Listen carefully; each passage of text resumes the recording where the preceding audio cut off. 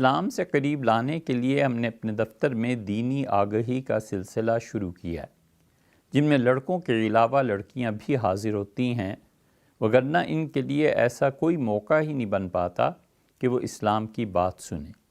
ان لڑکیوں میں سے صرف ایک حجاب کرتی ہیں۔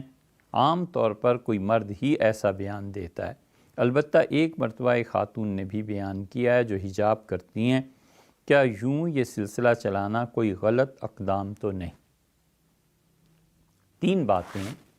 سب سے پہلی بات تو یہ ہے کہ جو بھی دین کے متعلق ان خواتین یا لڑکے لڑکیوں سے بیان کرے گا وہ صحیح معنی میں مستند عالم دین ہونا چاہیے، اور صرف اس کا پڑھا لکھا ہونا کافی نہیں ہے۔ اس کی چال ڈھال، اس کا کردار، اس کے ساتھ کچھ دن رہ کے دیکھ لینا چاہیے کہ اس میں اللہ کا خوف ہے یا نہیں، قبر میں جانے کا احساس اسے ہے یا نہیں، آخرت میں جواب دہی کا احساس اسے ہے یا نہیں۔ وہ جتنا بھی پڑھا لکھا ہو، اگر اس کے عمل میں آخرت، قبر، موت، ان چیزوں کا کوئی تذکرہ اور کوئی احساس نہیں ملتا تو ایسے عالم دین سے بھی گریز کر لینا چاہیے کہ یہ علم اس کی تباہی کا باعث بنے گا، اور صرف اس کی تباہی نہیں، اس کے حلقے میں جو لوگ بھی ہیں وہ برباد ہوں گے۔ اس لیے کوئی ایسا عالم دین جس کو اللہ کا خوف ہو اور آخرت اور قبر کا احساس ہو، ایسا کوئی مل جائے تو ان کو لانا چاہیے، ان کے ذریعے دین کی تعلیم ہونی چاہیے۔ دوسری بات یہ ہے، بلکہ پہلی بات ہی کو ذرا سا اور آگے بڑھا لیں، کہ یہ جو پورے میڈیا میں لوگوں کو اسلام سے قریب کرنے کے لیے کاوشیں ہو رہی ہیں نا، یا پرسنٹیج آپ ہی نکالیے کہ کتنی ایسی ہیں جو خدا کے ہاں پہنچ کے عذاب کا باعث بن جائیں گی، اور خدا ان پہ ضرور پوچھے گا اور گرفت ہوگی۔ آپ خود سوچیں، ہمارا کیا حق بنتا ہے کہ ہم سے کوئی آ کر یہ پوچھے کہ کینسر کی کتنی قسمیں، اور ہے کوئی تک کہ ہم کس دن بیٹھ کر آپ کو سوالات کے جوابات دینے کی بجائے کینسر پہ بحث شروع کر دیں؟ جگ ہسائی کے علاوہ اور کیا حاصل ہوگا؟ جگ ہسائی میں لوگ دیکھیں گے اور مذاق اڑائیں گے کہ دیکھو اس شخص کو بنیادی طور پر وہ زبان ہی نہیں آتی جس زبان میں کینسر کو پڑھا اور پڑھایا جاتا ہے، یعنی انگلش، اور اس نے ایک دن میڈیکل کالج کا منہ نہیں دیکھا اور بیٹھ کے بحث کر رہا ہے کہ کینسر کے اسباب اور وسائل کیا ہیں۔ آپ خود سوچیں، اگر ہم یہ کہنے لگیں کہ سریا اور سیمنٹ اس ریشو سے پڑے گا، دیواریں بلاکس کی بجائے برکس سے تعمیر ہوں گی، اور پلستر کرنے کی بجائے یہ کر لیجئے اور یہ کر لیجئے اور یہ کر لیجئے، تو ہنسی نہیں آئے گی؟ کیا ہوگا؟ کہیں گے کہ مولوی صاحب کو دیکھو، بجائے اس کے کہ جس فیلڈ میں زندگی گزاری ہے اس پہ بات کریں، انہیں آخر پڑھی کیا ہے؟ انجینئرز اور تھوڑے ہیں جو ان کے مقابلے میں، مقابلہ تو کوئی ہے ہی نہیں ان دونوں کا۔ انجینئر بہرحال انجینئر ہے، ڈاکٹر بہرحال ڈاکٹر ہے، ایک مفتی اور مولوی بہرحال اس نے پڑھا لکھا ہے، ہر ایک کا اپنا اپنا میدان ہے۔ کیوں دوسرے کے میدان میں دخل دیں؟ جو چیز نہیں آتی کیوں لوگوں کا مال برباد کرنا ہے، ان کی صحت برباد کرنی ہے؟ اس لیے آج کل میڈیا میں اور ادھر ادھر اکثر جو لوگ آئے ہوئے ہیں، انہوں نے ایک دن جو جا کر پڑھاؤ، عربی تو دور کی بات ہے، ان کو اردو سے ہی بولنی نہیں آتی، اور وہ اتنے نازک مسائل میں دخل دیتے ہیں محض اس لیے کہ جہنم کو بھریں، اور قیامت میں چاہے ان کی نیت درست ہو خدا کے ہاں پکڑے جائیں۔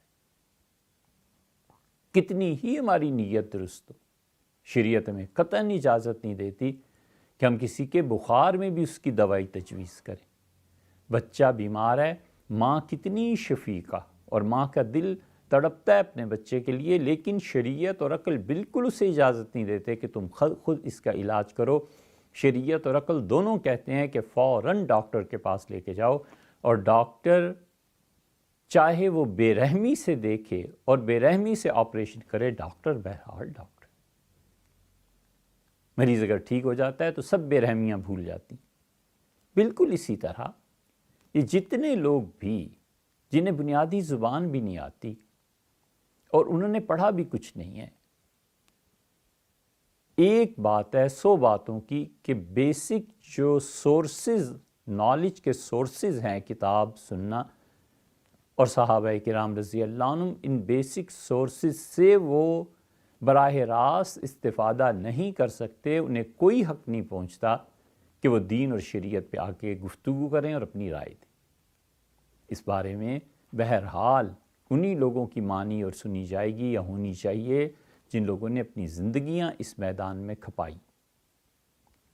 اسلام سے قریب کرنے کا جذبہ آپ کا سر آنکھوں پہ، لیکن سب سے پہلی چیز تو یہ ہے کہ آپ انتخاب کس کا کر رہے ہیں۔ دوسرے لڑکے اور لڑکیاں، ان کو اکٹھے بٹھا کر پھر اسلام کی تعلیم دینا اور پھر اسلام کے متعلق انہیں لیکچر سنوانا، یہ آپ کیا کرنے چلے ہیں؟ آگ اور روئی کو جمع کرنا؟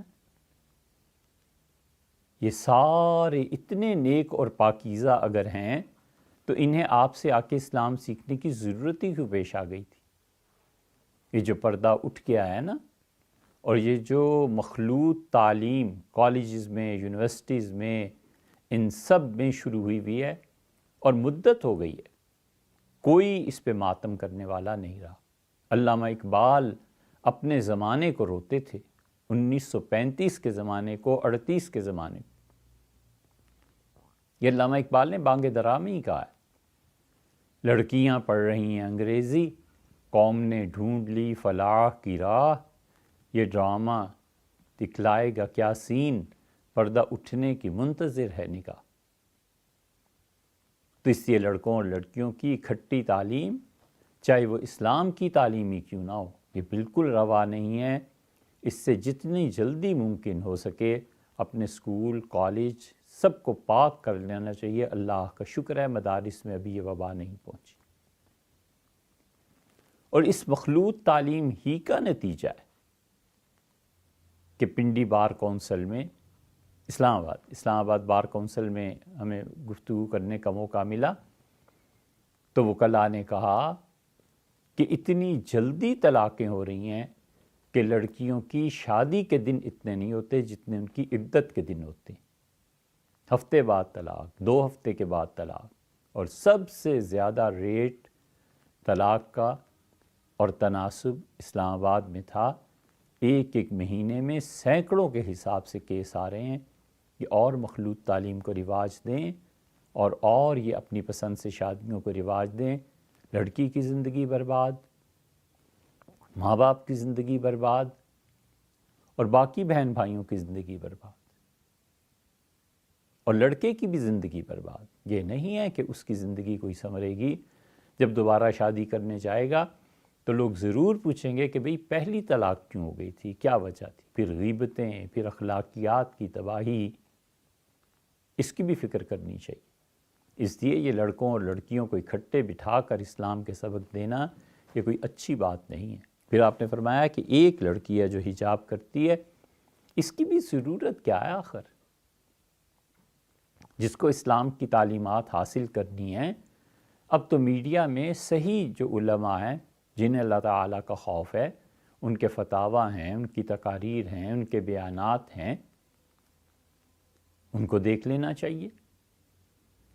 جس چیز نے امت کی آج تک اصلاح کی تھی 1200 سال میں، فرد سے فرد کی تربیت ہوتی ہے، جماعت فرد کی تربیت نہیں کرتی۔ فرد اپنے آپ کو پیش کرتا ہے، علم کے لیے بھی اور اخلاقیات کے لیے بھی اسی طریقے پہ قائم رہنا چاہیے۔ اور پھر آپ نے فرمایا ہے کہ یہ کوئی غلط اقدام تو نہیں ہے، یہ بالکل غلط ہے، چھوڑ دینا چاہیے ان چیزوں کو۔ سب سے پہلے اپنے اوپر غور کرے کہ مجھ پہ خود یہ اسلام کتنا نافذ ہے، اور پھر سوچے کہ لوگوں کو دعوت کیسے دینی ہے۔ آپ صرف لڑکیوں کو بلائیے، کوئی صاحب علم پردے کے ساتھ بیان کرتے، لڑکوں کو بلائیے، ان کے سامنے تو پھر حجاب کا مسئلہ نہیں رہتا، انہیں کوئی دین سمجھا دے، لیکن اس کے ساتھ شرط یہی ہے کہ اس نے خود بھی دین سمجھا ہوا ہو، اس کو خود بھی دین کی کوئی شدھ بدھ حاصل ہو۔ اتنا ہی دین کا اگر شوق ہے نا، تو لوگوں کو چاہیے کہ عمر اس کے لیے کھپائیں۔ اگر یہ نہ میسر ہو، کسی بھی وجہ سے نہ ہو سکے، تو پھر تقلید کرنی چاہیے علماء کی، اہل علم کے فتاویٰ ان پر عمل کر لینا چاہیے۔